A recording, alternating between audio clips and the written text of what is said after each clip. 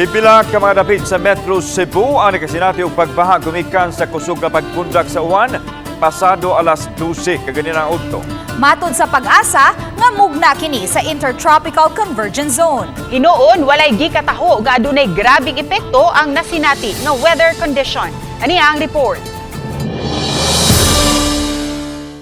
Sa barangay Tipadilla daw susama sa sapa ang ilang kasada nga gisanapan sa baha nga gihimo na ganing tabok-tabukan sa mga bata.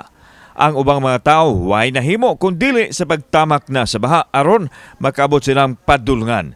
Ingon usab nini ang sa MJ Cuenco Avenue diin nakamugna og kahuot sa mga sakyanan nga misungasong sa baha diin ang uban nagpanagana sa kahadlok nga mupidok ang makina. Samtang nabalaka usab ang mamulupyo sa sitio Ubos Pundok sa barangay Basak Pardo, Cebu City kay misulod na silahang balay ang tubig. Ang naasoy dapit kaniadto ra na problema sa baha ug giaksyonan na unta sa mga opisyal sa syudad apan mibalik na usab ang suliran nila karon sa baha.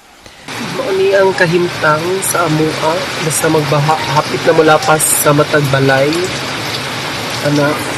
Mao na ang kuan hapit na musulod or nisulod na dito. I hope unta please masolbad na ning problema kay grabe.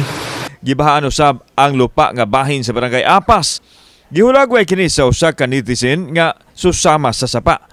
Nakasinati usab og pagbaha ang pipila ka mga dapit sa nasipit Talamban. Samtang sa dakbayan sa Talisay nakasinati usab sa pagbaha ang pipila ka bahin sa Cebu, South Coastal Road, ilabi na sa barangay San Roque.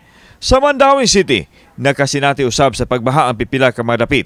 Suma sa weather specialist sa Pag-asa Visayas, Engineer Jomer Eclarino, nga Intertropical Convergence Zone ang nakamugna og katag-katag nga thunderstorm nga mihatod sa pag-uwan-uwan nga nakamugna usab og pagbaha.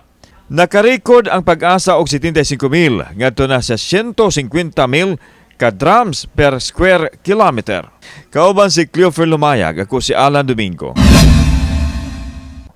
Balitang Bisdak.